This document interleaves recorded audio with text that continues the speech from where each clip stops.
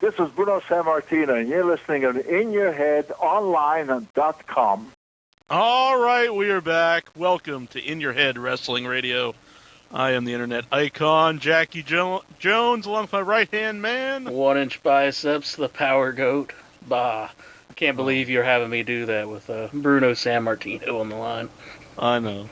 Right off the bat, we're joined by a true legend in professional wrestling. Coming back to the show, Bruno Sammartino. Welcome back to In Your Head. Well, thank you very kindly, and thank you for having me on again. Yeah. Now, last time when we had you on, I introduced you as the living legend, which you told me later on in that interview that you're not really big on that name. I don't remember what I said about it. What I think probably what I meant was that, different people ask me about that living legend stuff, and I say, hey, I'm not one who goes around saying I'm the living legend. This is stuff that they started many years ago. We had a bunch of sellouts in a row in Madison Square Garden and some other thing, and somebody wrote, I don't remember if it was in a magazine or a newspaper, that this guy's a really living legend, and Vince McMahon Sr. Picked up on that, and next thing you know, I'm being announced in every ring that I ever went to as wrestling living legend Bruno Sammartino, but it was not a title I gave myself, right. or. It's all right if other people call you, but you can't really call yourself the living legend. No, I don't think so. All right. Are you surprised that Larry Zbyszko picked up the name and used it for so long after that, after his big feud with you? I don't know if surprised or anything. It didn't really mean anything to me, honestly. I'm being very honest with you. I thought, hey, if it means something to him, if it's important, people accept him as such, it's fine. Stuff like that really, to me, is immaterial. It's what the fans think and what they believe, Now, speaking of Larry Zbyszko, along with yourself, you're going to be at the Wrestle Reunion, which is going to be January 29th through the 31st. That's going to be in Los Angeles, California. And get your tickets, you go over to WrestleReunion.com. Now, being in Los Angeles, when's the last time you've been there? I know you wrestled there back in the day, but... Yeah, my goodness. I'm trying to remember the last time I wrestled in Los Angeles. I'll tell you, I remember who I wrestled. I wrestled Kowalski and on the one show, and Kinji Shibuya, I think, on another. And that was the last time. And I think it might have been around 1970, maybe 73, 72, 73, somewhere around there. I'm pretty sure that was it.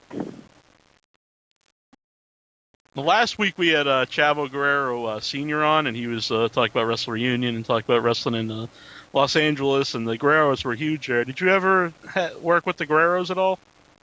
No, every time I came to I went to San Francisco for a Roy Shire promotion more than Los Angeles. But when I went to Los Angeles, my best memories in Los Angeles, like I said, I never wrestled them. I wrestled... who did I wrestle? Like I said, Kinji Shibuya. I wrestled, of course, Kowalski, as I just mentioned. I think Tolis one time. Gosh, I don't even remember. But no, I never wrestled Guerreros, no. Yeah, I guess you both would have been really big fan favorites. So you probably wouldn't have wrestled any of the Guerrero family in California. Well, whenever I was sent out there, I never had to say so about what match was going to be or who or what, so that's the way it was. Now, if anyone wants to call in tonight, the number is 508-644-8503. And if you have a question for Bruno, make it a good one, and I'm sure he'll be happy to answer it. We got a caller on the line right now. Who is this? John. John, where are you from? From Long Beach, California. Cool. You got a question for Bruno? Yeah, hi, Bruno. I guess you're going to be coming out to L.A. in a couple of weeks. Yes, John. I will be coming there on the 29th. See you again. A couple of questions for you.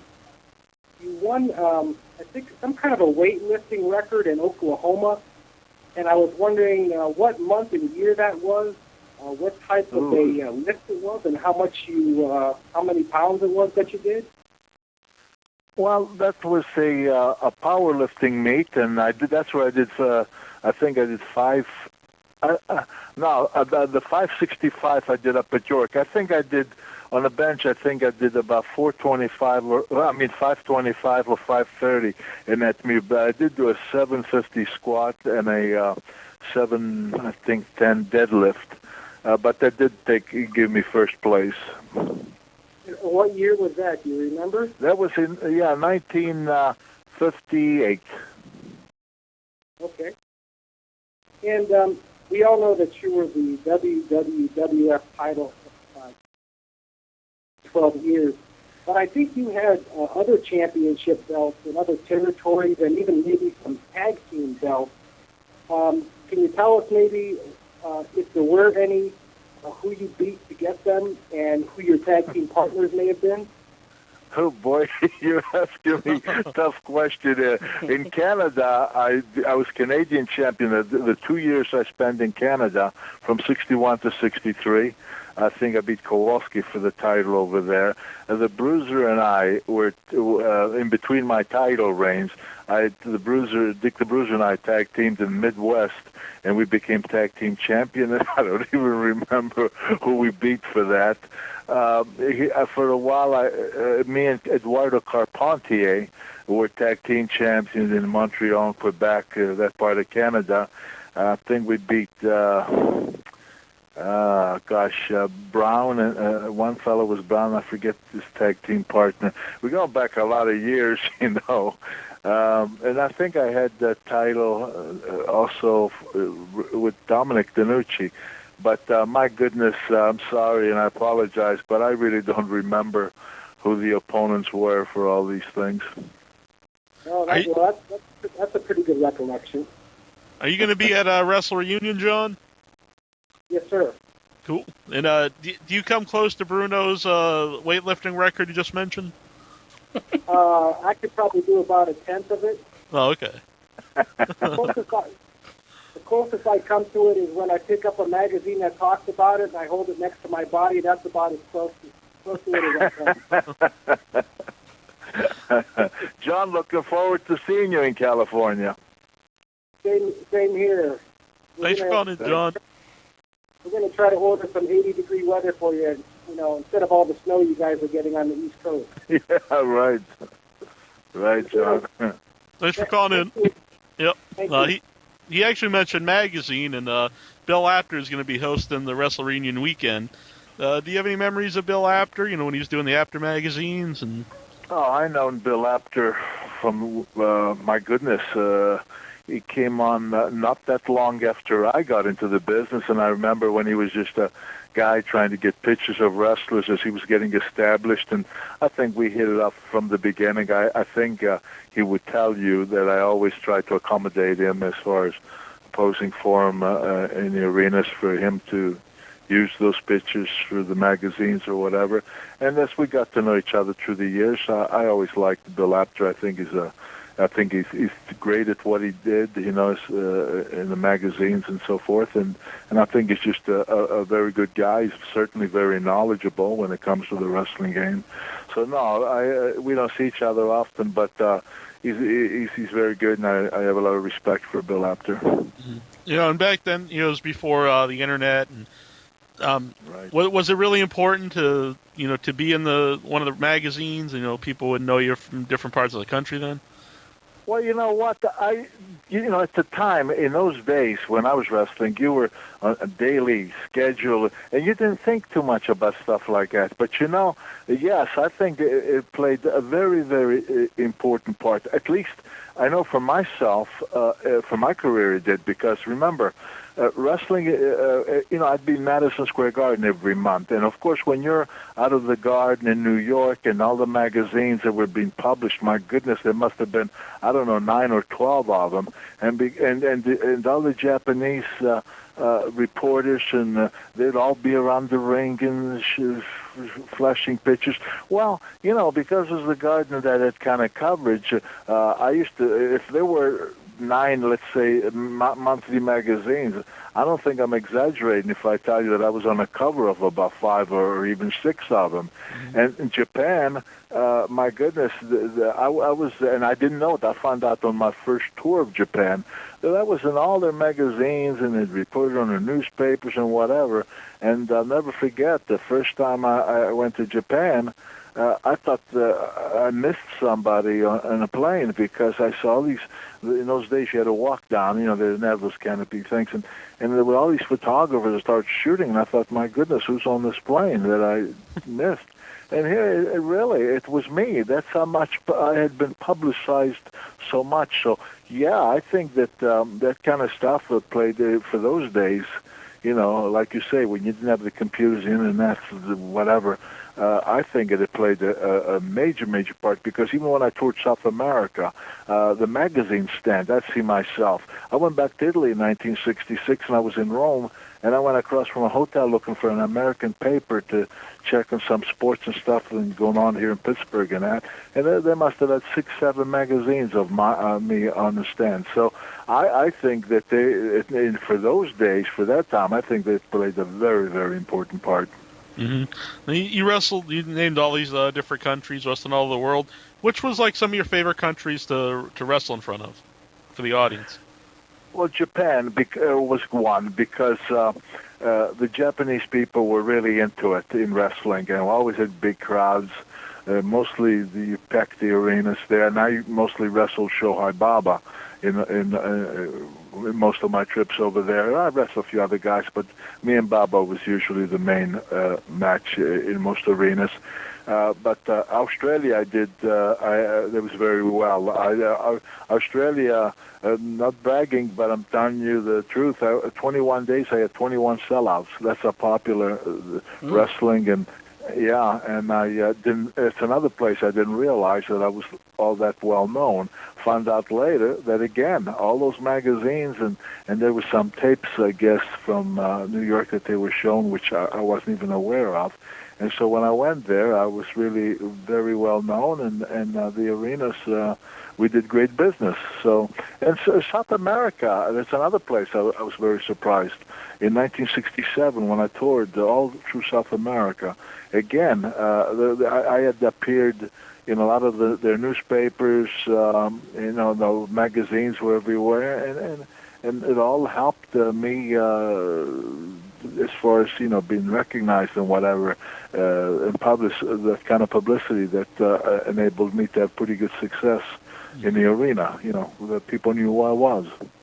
You talk about wrestling all these places. Does it ever make you mad if someone says, Bruno is big just in Northeast because there was a lot of Italian American population, and here you've wrestled in Japan, Australia, and all, Well, South. you know what, people. A couple of the wrestlers I understand have said that. I think Flair was one of them. And I think it's as much of an idiotic statement as anybody can make. First of all, I remember when some promoters would call Vince McMahon Sr. And remember, when I talk about Vince McMahon, I'm talking senior here. What's his name, Crockett. He called Vince if he would use Ric Flair on a show, so he could publicize in the Carolinas that he was, in Madison Square Garden. Well, when he came in Madison, people didn't know him. He wrestled a preliminary match with a very good guy wrestling in Pete Sanchez.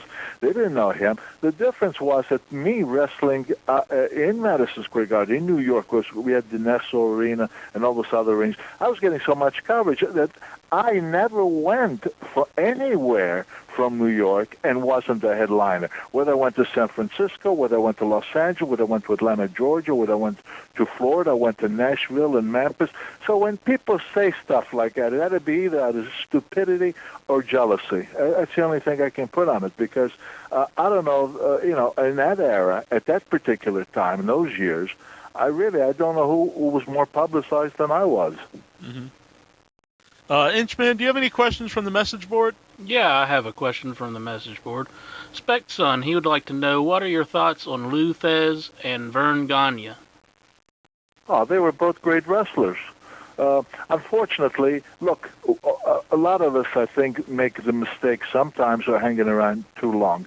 I've heard people say to me that, well, I've seen Fez in 19, I don't know what they say, 63, 64, and it wasn't that hot. But what they forget is that Fez first won the title, I think I'm pretty accurate here, I think he won it in 1936.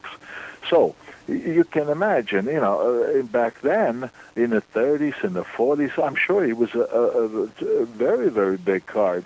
But like all of us, if we stay in there too long, well, naturally, you can go on and stay hot, let's say. A few have done it, of course, but it's hard. But as far as wrestling skills and whatever, both of those two guys you mentioned, they were both great. Mm-hmm.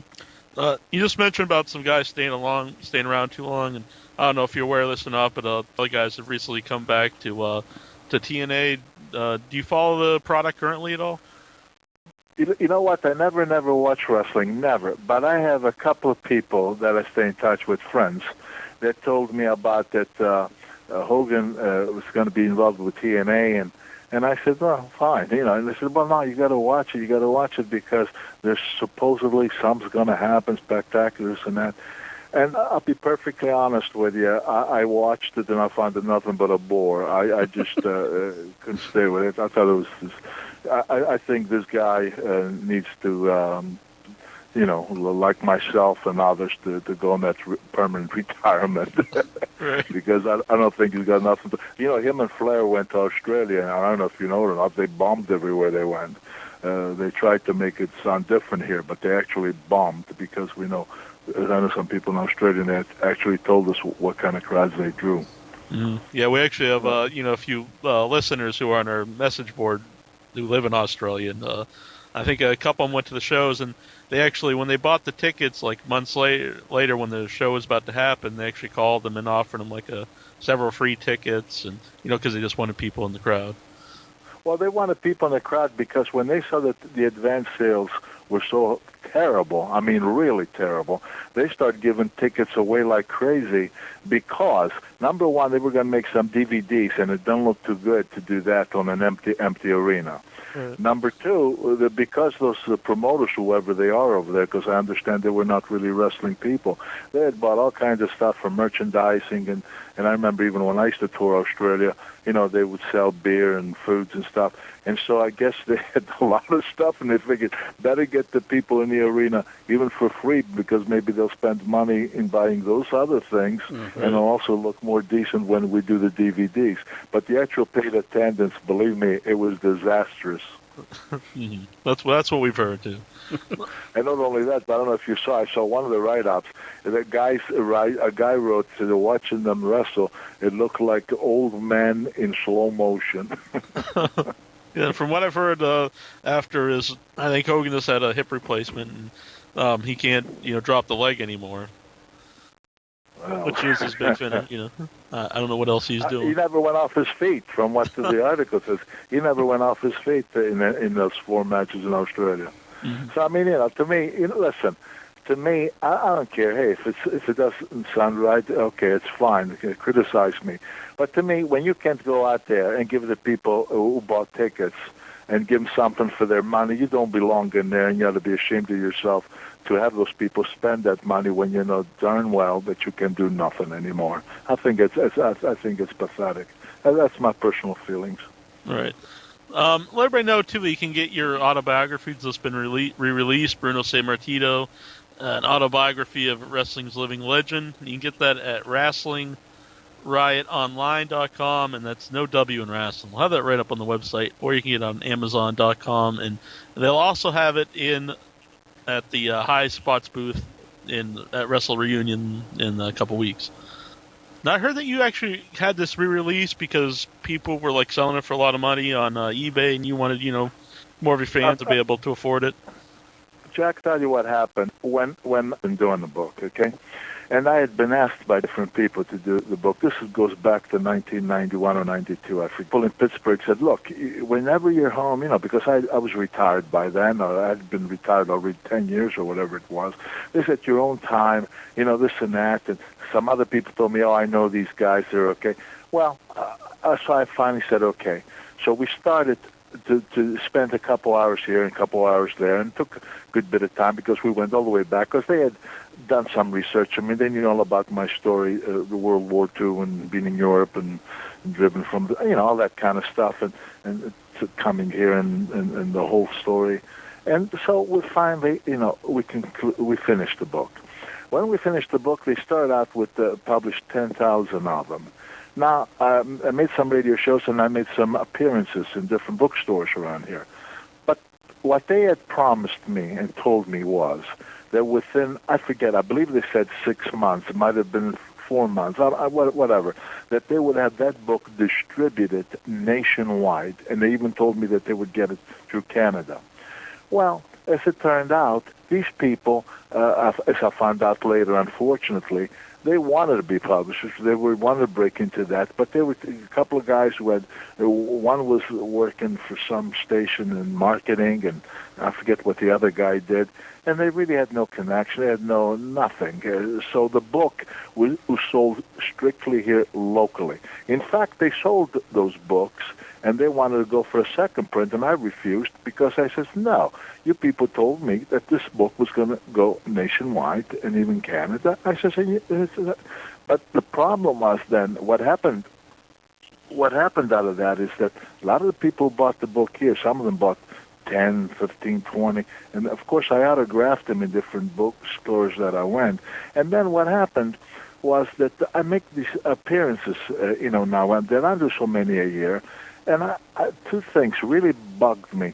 A lady came to me in Boston. I was appearing in Boston. She said to me, "Oh, Mr. Sammartino," she said, "oh, I'm so glad that you came here to Boston. She said, I wanted your book." And I went through eBay, and I paid $90 for his book, and I wanted to get it, personalized by you, this and that. So and I thought, $90, see? And then there was a doctor in a different city, I think it was Philadelphia or one of the Jersey towns, told me he paid $120. That bothered me. It really, really, really bothered me. Mm-hmm. And a lot of people would ask me, where could they get the book? So when I was approached about this thing by the Sal Carranti, what we could do to stop that, we added a few things in the book and some more photos and stuff, and we reissued it. And that way, by putting it in all these different places. If people are interested, if they want it, at least they can get it for $24, I think, or whatever the price is, somewhere around there. But I just felt that it was really, really a shame that people were paying that kind of money to trying to get that book. I mean, and that's why I let them talk me into releasing it again. That's the only reason, really. Mm-hmm.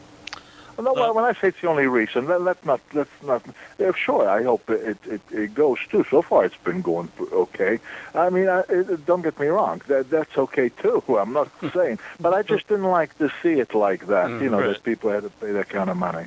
Mm-hmm. You wanted your fans to be able to read your book without spend a whole bunch of money for it. Absolutely. Were you happy with the book itself? Yeah, because it's a very true book. I mean, if you read that book, it's all factual. I mean, there's no fiction in it, no exaggerations, none of that stuff. It's my story. It's not all about wrestling. Of course, it's got wrestling in there, and I do give my opinion, about different people in the business that whom I thought, were. I had high regards for and that, but basically it was about my life, my youth in Europe and during World War II, and coming down with rheumatic fever and nearly dying from that disease, and then coming in America as a 14-year-old, 80-pound weakling, and then I talk, about what I did, how I got into wrestling and weightlifting and all that kind of stuff.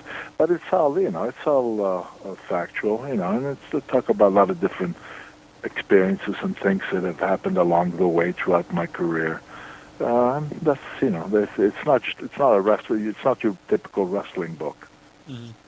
Now, That's going to be at that's right now. You can get that off WrestlingRiotOnline.com or Amazon.com, or if you go to Wrestle Reunion, that's going to be right at the booth along with Bruno Sammartino. You got a question, Inchman? Yeah, I do, from the message board. Afro, he wants to know, does it surprise you that after 50 plus years, you're still the longest reigning WWE champion, or WWF? Does it surprise me? You know what? I don't think about it. I really, really don't. But since you asked the question, I would say this, that the way wrestling has changed, I don't know how. It seems, I don't know if I'm wrong here, but it seems like, look, if you asked me who who held the belt in the last 10 years, I wouldn't have a clue. I couldn't tell you. To me, that belt is totally meaningless. It doesn't mean anything anymore. It's not like it used to be many, many years ago.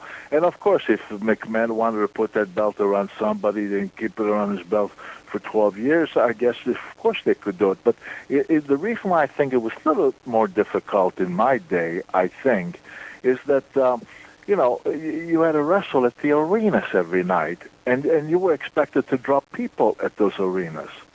And if you were consistent enough, then you were being kept used, and then you were staying champion. But if you didn't achieve that, then In fact, in my case, I'm a little bragging here. I'm probably the only guy in history of the wrestling that chose to give up the titles, because after 8 years, I was shocked. I really was. Anybody who knows me would tell you, with pain and injuries or whatever, I wouldn't take a pain pill. I mean, an aspirin, much less a painkiller.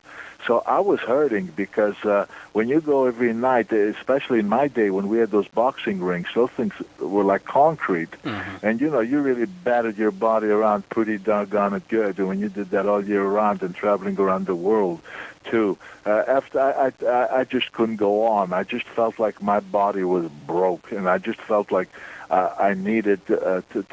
I wasn't retiring. A lot of people said, "Oh, he retired and then he made a comeback." That's not true. What I wanted to do was just get away and rest up and see what medical, what kind of shape I was in. If I needed anything like, some kind of therapy or whatever to get me feeling better.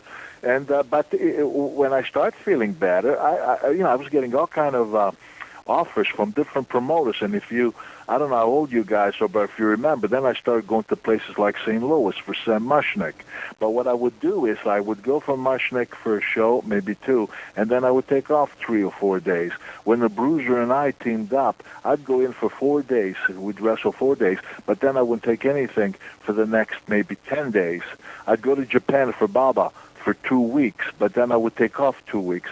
And I really loved the business again because my body wasn't being, battered night after night and not be able to recuperate. And I was taking good care of myself. I was training real good again, really felt good. That's why the second time when McMahon was bugging me to come back, I refused. I said, I'll come in and do shots for you, which I had done during this period, too. Maybe a show in Boston or in the Garden, make an appearance like that. I said, but not to come back as a champion to where I have to do these things, 7 days a week again.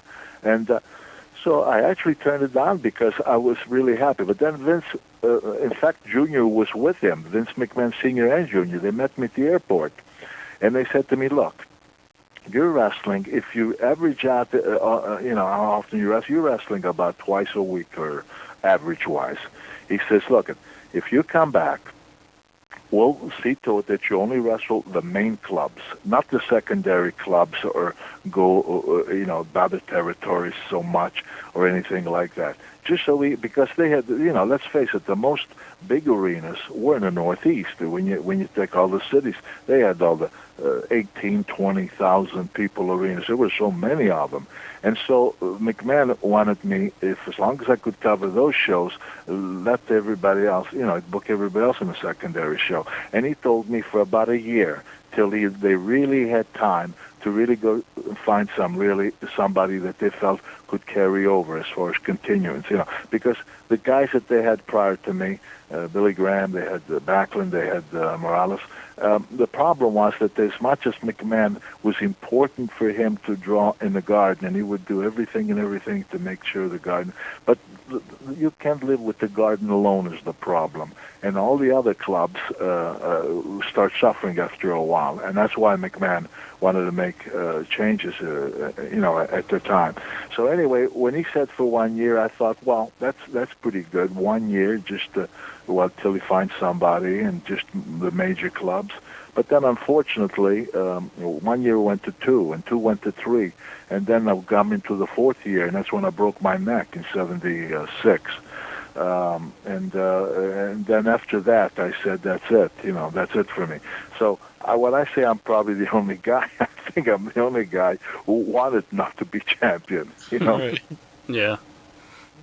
Would you have any advice for a wrestler today who thinks maybe you have to take pain pills to cope with the bumps and bruises?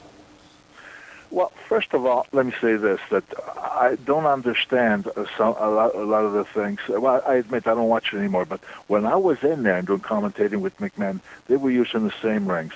I got to tell you, because I went in those rings, if you remember, believe me, I was put in a very awkward situation because I wanted no part of it, and I'm not going to go into the whole story, but I had to put on the tights, and I'm sure you guys remember where I wrestled guys like Roddy Piper and these guys. I saw you wrestle Macho Man here in Boston. Yeah, right. Well, I'll be honest with you guys. When I went in those rings, I thought, my God, how does anybody get hurt here?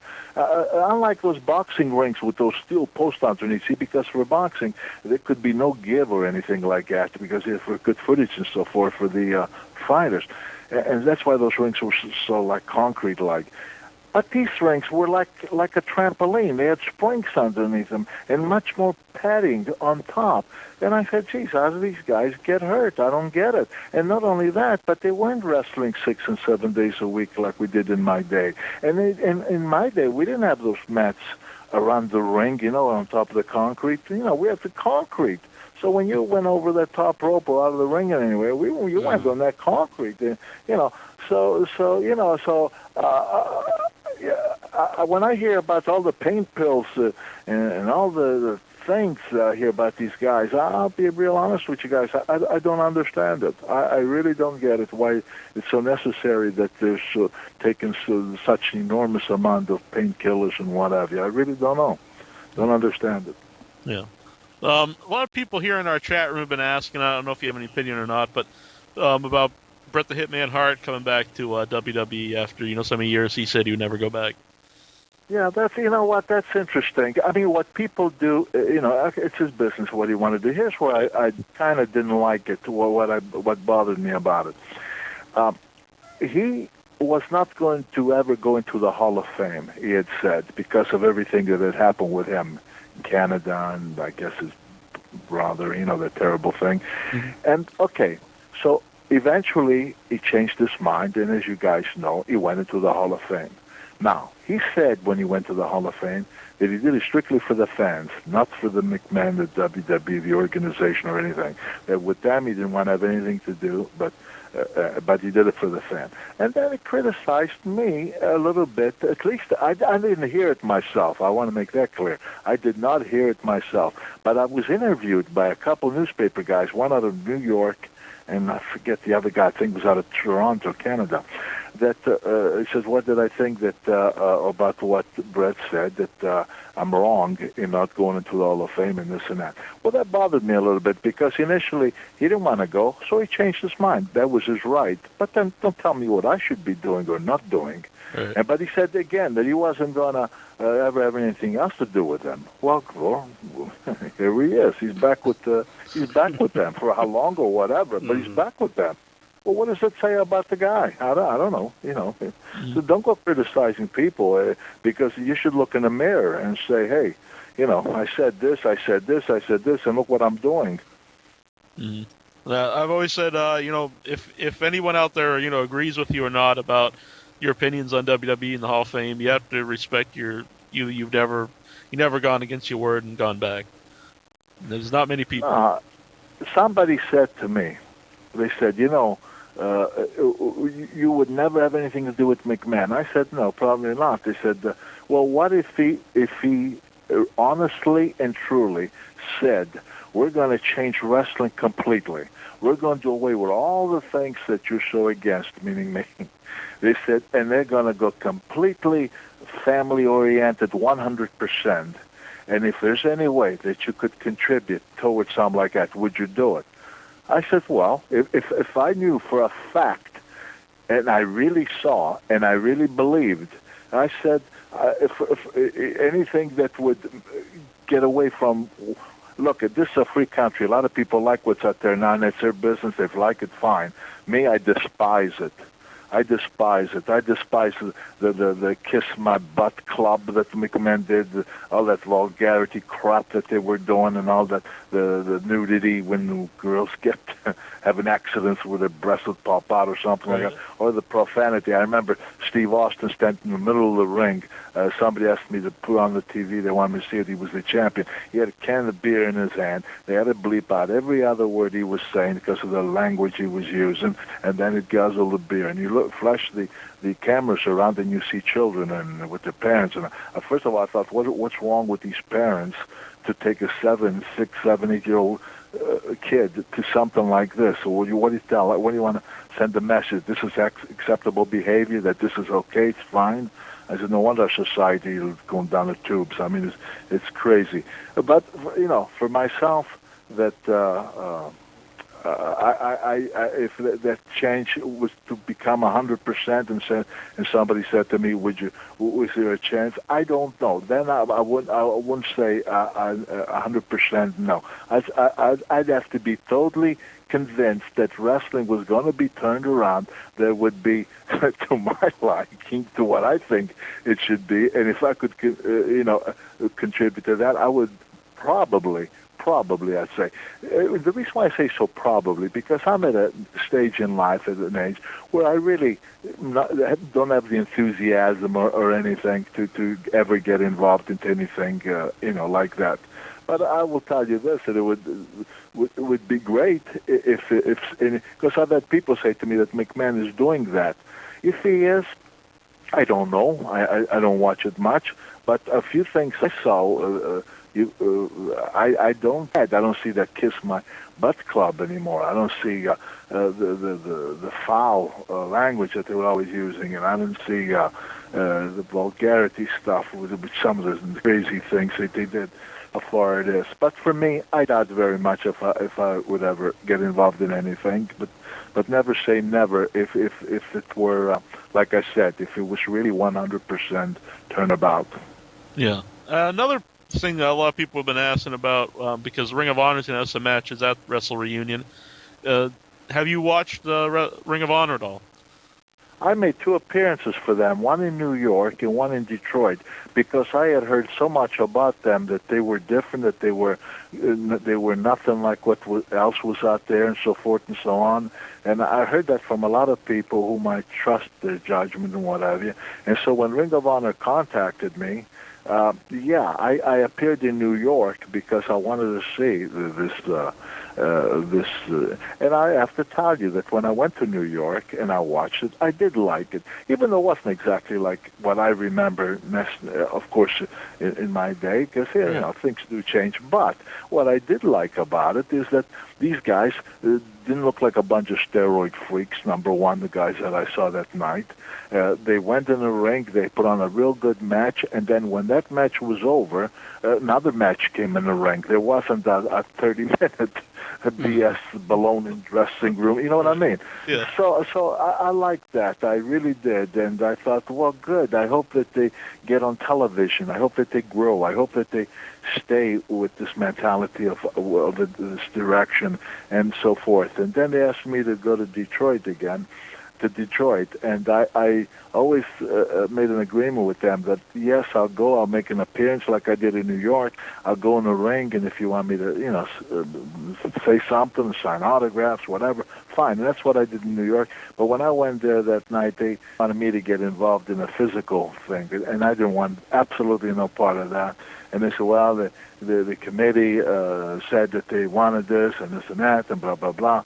And not to create any problems, to say like, well, who's he think he is, blah, blah, blah. I went and did what was asked, and I made up my mind that that was the end of me in Ring Honor. Again, because I don't go for that stuff. I really don't believe in it. Don't go for it. Don't want no part of it. Yeah. You mentioned, Ring of Honor, and there's a lot other companies that, they're not all huge steroid up guys.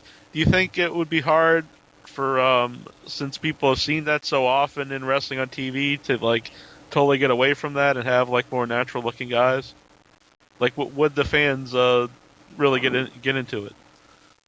I think if the guys look at in my day again, later on as the years went on, of course you heard of some guys getting into steroid. Not many, but you heard of some. But you never heard guys like Kowalski a steroid, or Donnelly, or Jonathan, or Gene Kiniski, or the Luthez that you mentioned a little while ago.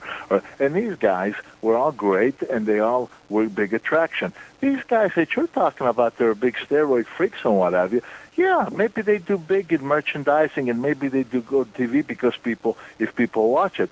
But how come is it that if the people care for it so much and follow them so much, how come they can't go to repeat in the same arenas month after month and fall on their faces? They came here in Pittsburgh. They tried to come in without doing Raw or whatever that other TV show is, and they only drew like 3,000 people. And when they do the Raw and what have you, they give away a ton of tickets. They pay for a lot of these shows. So if people accept that so much, why weren't they willing to spend money to go to drive to an arena and buy the tickets and to watch it? Right. So I don't buy that the guys can look good without steroid. Hey, in my heyday, especially when I broke into business, I was 275. Right. I never touched steroids. You don't have to do steroids. Donnelly or Jonathan. Of course, we're talking about guys now that were really big. I mean, Jonathan was 6'7", 340, 350 pounds. Same as Big Bill Miller or Bobo Brazil. Sky High Lee, Ernie Ladd. I mean, we had a lot of big guys, because I have to laugh when people say to me, yeah, the wrestlers today are sure a lot bigger. Oh, I don't think so. I see a lot of little guys in that ring today that didn't exist in my day. Oh, definitely. Do you think that there is such a thing as too small of a guy to be in wrestling, or it doesn't matter as long as the fans are into him? No, because a lot of these little guys, they're tremendous acrobats.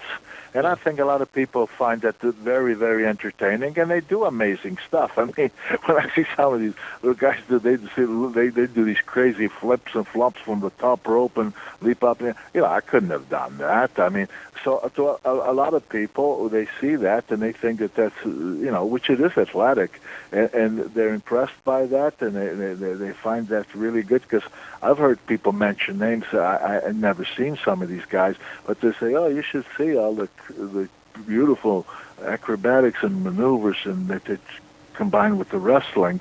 So, evidently some of that stuff. But there's a difference. Is why is it that they're willing to watch it on TV and enjoy it, but why is it that if it's a regular show that they won't go to the arena and pay to see it? Mm-hmm. Now, you mentioned that a lot about being in the arena, month after month or every couple weeks, whatever it was. Now, would that go through your mind when you were doing a match or you were doing something for the wrestling show? I can't do the same thing I did last month, because then people will see, it's absolutely. Just the same thing. I would. Yeah, I went according to my opponent. I would look at whoever I was wrestling. For example, if you saw, okay, let me name two names to you. Okay, take Ray Stevens, right? Mm-hmm. Take Killer Kowalski. They're two different wrestlers. I mean, styles. You know what I mean? Yeah. What I would do, if I went wrestled Ray Stevens, you would see a lot of high spots and a lot of stuff in that, and then maybe it could get a little rough as the match went on, because it was also his style. But if you went with Kowalski, You didn't try to have that kind of a match. Neither would you do that with a Bruiser Brody, God rest his soul. You know, Bruiser was more of a brawling type. Well, if I met a brawler, I'd brawl. If I met a wrestler, like if you ever saw any match with me and Ivan Koloff in our prime, when he was 300 pounds and I was 275, you'd see that we were both moving really well with the arm dragging, scoop slams, back body drops, blah blah, and then it would get rough. But by doing that, taking in on an opponent and studying what he's like, and you wrestle his style more or less, you meet him in his own terms, well, then you're not going to be very repetitious, and people can. You know what I learned? How I learned that when I was a rookie. I used to admire these guys. I'd seen Rocca, and I thought just how amazing he was. Eduardo Carpentier. Amazing they were. But what I noticed, though, because as soon as when I was a preliminary boy, I'd get through my match. I wouldn't take a shower, rush and take a shower, and I'd stand behind the curtain or wherever I could to watch the other matches. And I noticed about Rocca, even though he could do wonderful things that I certainly could, like God, he could stand there in 1 second and leap up, and he'd be sitting on your shoulder, stuff like that. But then what I noticed was that different places we went to, he did the same thing, and then we come back in the same arenas again, and same thing. It was like, and Carpentier, there were certain things, again, he was great too, but there were certain things that they would do over again, there's certain obvious things, and I just thought there's something wrong with this, and I really believe, it's just my belief, that I lasted so long.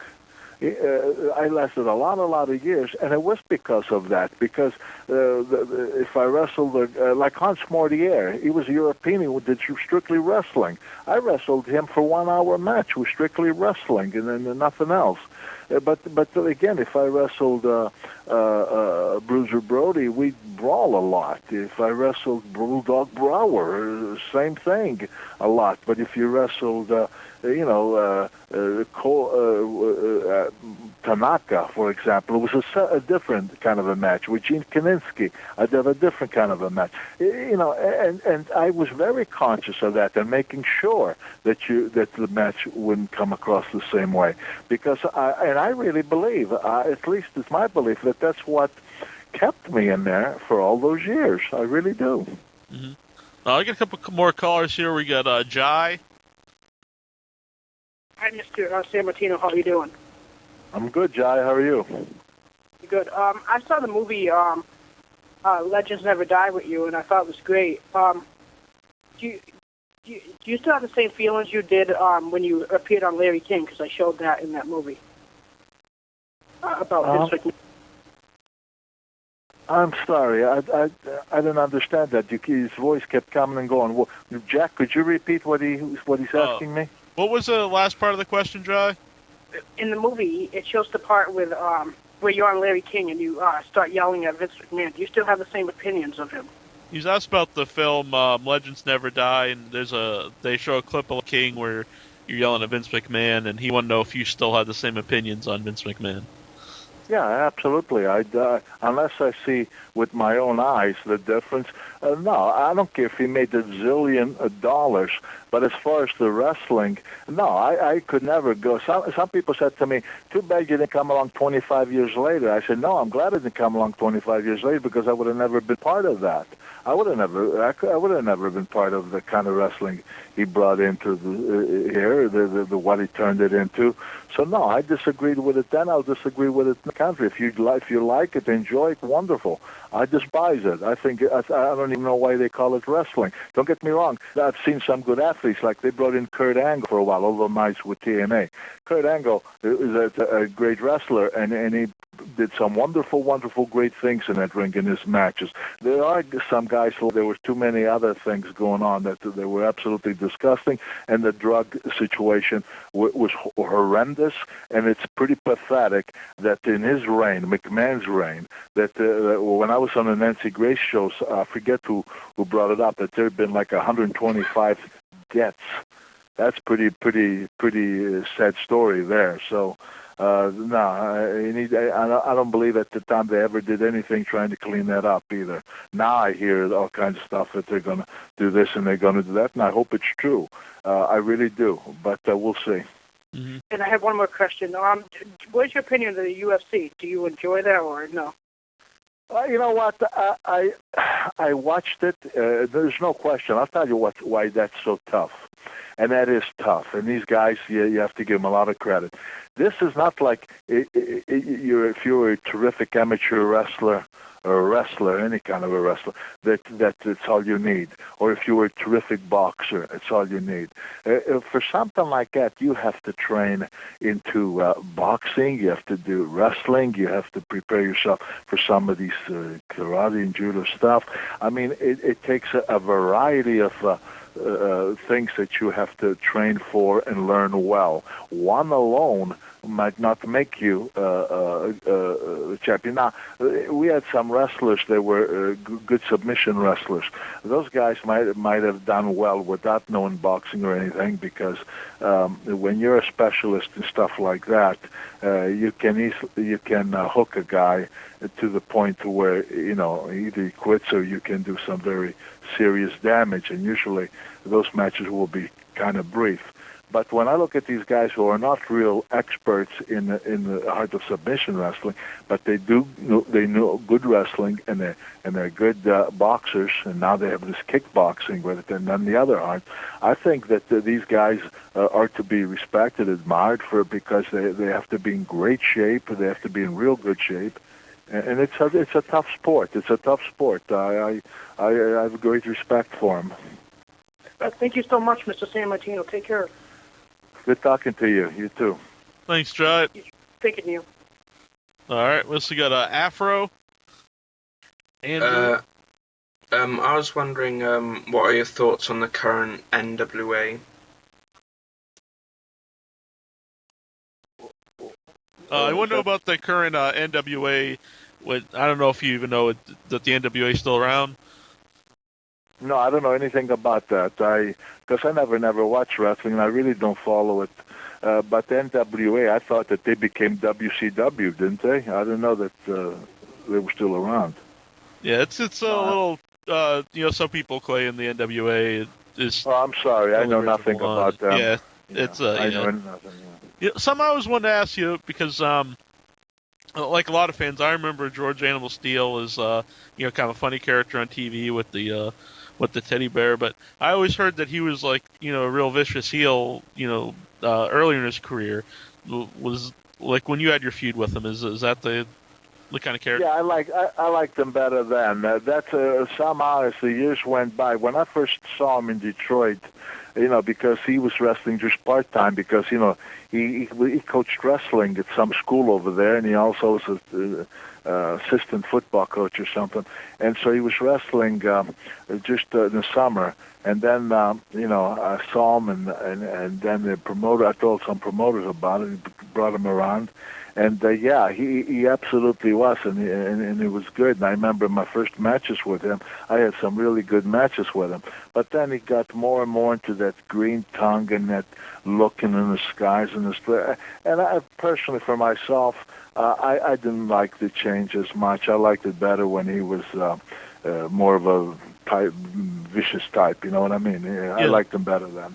Mm-hmm. Now, you're always pretty straightforward wrestler. Did you like the guys that had the more outlandish gimmicks? Do you think that had a place in wrestling, or did you not care for them? Or? I was never much for the gimmicks. I didn't like gimmicks because I always felt back in those days, nowadays, now from then to now, forget about it, the comparison. But back then, I thought that all they did was bring criticism, because people would look at some of these ridiculous gimmicks like more or less. That's what brought criticism to the business. Say, I cannot be for real, this and that, and I didn't like that. I like the guys to go in the ring with a pair of tights and boots, and whether they're a villain or babies, to go out there and really put on a heck of a show without all that nonsense. That nonsense, to me, I never went for, never liked it, and that's it. That was me.